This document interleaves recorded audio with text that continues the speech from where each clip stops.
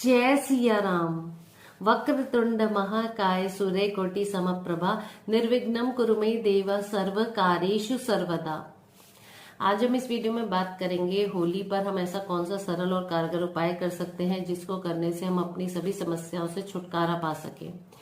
यदि आपके घर में किसी ने कुछ किया हुआ है या फिर आपके घर के किसी भी सदस्य को जल्दी जल्दी नजर लग जाती है या फिर आपके ऊपर कर्ज चढ़ा हुआ है या फिर आपके घर में कोई भी सदस्य बीमार रहता है, कोई भी आपको समस्या है, तो आप ये छोटा और सरल उपाय जो मैं आज आपको बताने वाली हूँ होली के दिन ये कर सकते हैं। यकीन मानिए निश्चित तौर पर इस उपाय को करने से बहुत जल्द ही हम अपनी सभी जो भी समस्याएं हैं उनसे छुटकारा पा सकते हैं इसको करने के बाद। तो वो उपाय क्या है, उस उपाय को जानने के लिए आप मेरे साथ इस वीडियो में अंत तक जरूर बने रहिएगा। तो चलिए बात करते हैं उस उपाय के बारे में। परंतु उससे पहले मेरे पास होली से संबंधित कुछ प्रश्न आए हुए हैं जिसका मैं आपको उत्तर देना चाहूंगी, तो उन प्रश्नों को ले लेते हैं। किसी ने मुझसे पूछा है कि क्या होली की राख शुभ मानी जाती है और इसको क्या घर में लाना या घर में रखना शुभ है। तो मैं आपको इसका उत्तर देना चाहूंगी। किसी ने ये भी लिखा है कि ये जो होली की राख है, ये जब हम होलिका की पूजा करने जाते हैं होलिका दहन से पहले, तो उसमें अपना उतारा करके इसमें डाल देते हैं। तो ये शुभ कैसे हो सकती है।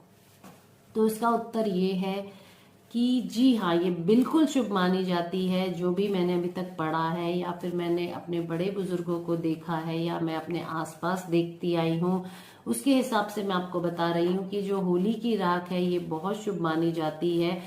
ये ऐसी वैसी राख नहीं होती है, ये बहुत ही पवित्र राख होती है क्योंकि इसमें श्री हरि विष्णु जी की असीम कृपा होती है।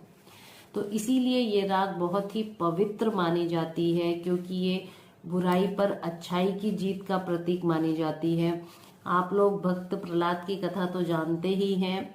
होलिका रूपी बुराई है उसका अंत हुआ था और भक्त प्रहलाद जो थे वो विजयी हुए थे। तो इसीलिए ये जो राख है ये बहुत पवित्र मानी जाती है, इसको बिल्कुल घर में रखा जा सकता है। अगले प्रश्न के बारे में बात करते हैं। किसी ने पूछा है कि ये जो राख होती है ये चिता की राख समझी जाती है, तो इसको क्या घर में रखा जा सकता है। ये चिता की, मैं आपको उत्तर देना चाहूंगी कि ये चिता की राख कैसे हो सकती है। जब भक्त प्रहलाद सही सलामत इसके अंदर से बाहर आ गए थे, तो ये चिता की राख कैसे हो सकती है। श्री हरि विष्णु जी की इसमें असीम कृपा होती है और ये चिता की राख बिल्कुल नहीं होती है। जब कोई किसी चीज पर से चिता पर से जीता जागता बाहर आ जाए तो वो चिता कैसे हो सकती है। आपने सुना होगा कि राजस्थान में एक त्योहार मनाया जाता है जिसको गणगौर कहा जाता है। तो जो गणगौर है ये बिना इस राख के पूरा नहीं हो सकता है क्योंकि गणगौर में जो होली की राख होती है वही घर में लाकर उससे पूजा की जाती है। तो ये बहुत पवित्र होती है, इसीलिए इससे पूजा की जाती है। और आपने देखा होगा कि हम लोग हर साल जो नई फसल आती है, जो गेहूं की बालियां होती है या फिर जो चने होते हैं हरे, जिसको छोलिया कहा जाता है, उसको पकाकर इसमें आग दिखाकर घर में लाते हैं और पूजा करके, और सब लोग प्रसाद के रूप में इसको खाते हैं। और कई लोग ये आग लाकर अपने घर का चूल्हा भी इससे जलाते हैं और फिर खाना बनाते हैं। ये प्रथा बहुत सारी जगह पर है। तो अगर ये पवित्र नहीं होती अग्नि, ये राख, तो फिर इसको घर में क्यों लाया जाता और क्यों हम कभी भी चिता पर कुछ भूना नहीं जाता है, कुछ सेका नहीं जाता है और प्रसाद के रूप में उससे खाया नहीं जाता है। तो क्यों हम ऐसा करते, क्योंकि ये बहुत पवित्र होती है, इसकी अग्नि बहुत पवित्र मानी जाती है और होलिका की जो राख होती है वो बहुत पवित्र मानी जाती है। इसीलिए ही ये प्रथा सालों से चलती आ रही है। तो इसीलिए ये बहुत ही शुभ राख मानी जाती है। इसको अवश्य घर में लाइए। इस राख से यदि आप भोलेनाथ जी का, शिवलिंग जी का अभिषेक करते हैं तो ये बहुत ही शुभ होता है और भोलेनाथ प्रसन्न होते हैं और उनकी कृपा प्राप्त होती है। अब बात करते हैं हम कि वो कौन सा सरल उपाय है जो हमें करना चाहिए। होली की राख के जो उपाय हैं वो मैं आपको बताती आई हूँ अभी तक। हर वीडियो में होली पर मैंने जितनी भी वीडियो बनाई हैं आप वो कर सकते हैं। आप होली की राख डिब्बी में भरकर ला सकते हैं, उसमें आप राई, काली राई जो होती है वो डालकर और आप नमक डालकर रख सकते हैं। जब भी आपके घर में किसी बच्चे को नजर लगे तो आप उससे उसको उतार सकते हैं। अब बात करते हैं उपाय के बारे में। जो वो सरल उपाय है वो हमें क्या करना है और कब करना है, कैसे करना है।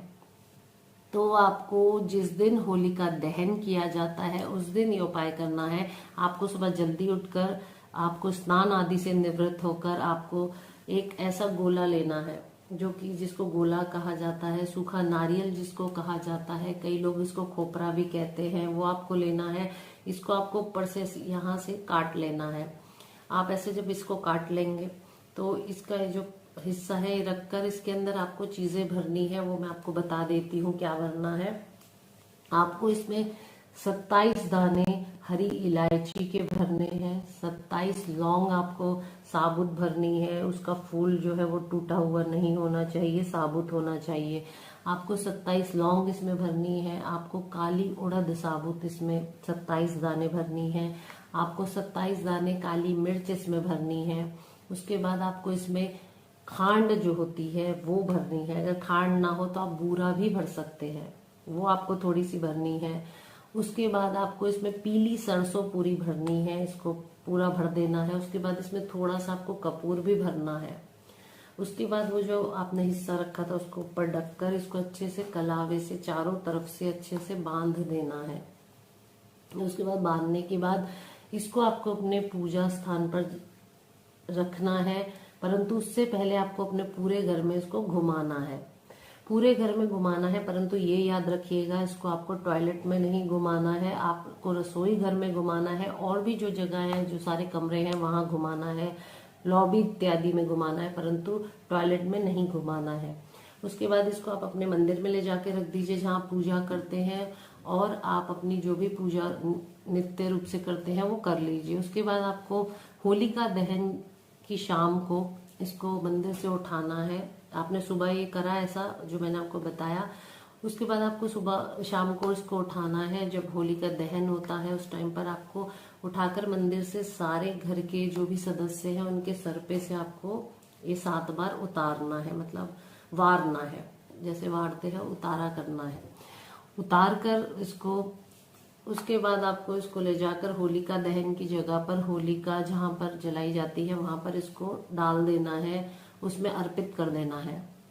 और हाथ जोड़ के विनती करनी है कि हे विष्णु भगवान, जैसे आपने भक्त प्रहलाद के कष्ट हरे, ऐसे ही जो भी आपकी समस्या है वो बोलनी है, ऐसे ही हमारी समस्या का भी निदान करिए और उससे हमें जल्दी छुटकारा दिलाइए। इस उपाय को करने में ना आपको कोई मंत्र याद करना है, ना कोई सिद्धि करनी है। ये बहुत ही सरल उपाय है। आप यकीन मानिए यदि आप ऐसा करते हैं तो आपकी जो भी समस्या है वो होलिका के साथ साथ वो जल जाती है, जल के उसका अंत हो जाता है। और श्री हरि विष्णु की जैसे असीम कृपा भक्त प्रहलाद पे हुई थी, आप पर भी उनकी कृपा होती है और आपकी सभी समस्याओं से आपको छुटकारा मिल जाता है। तो मैं उम्मीद करती हूँ कि इस होली को आप ये उपाय अवश्य करेंगे। अगर आप इससे लाभान्वित हों और आपको अच्छी लगी हो ये वीडियो तो आप इसे शेयर अवश्य करिएगा, और जिससे कि और लोगों को भी इसका पूर्ण लाभ जो है वो मिल सके। आप सभी को होली की बहुत सारी शुभकामनाएं। अगली बार मैं जल्द ही मुलाकात करती हूँ और एक नए विषय पर बात करती हूँ। तब तक के लिए जय सिया राम।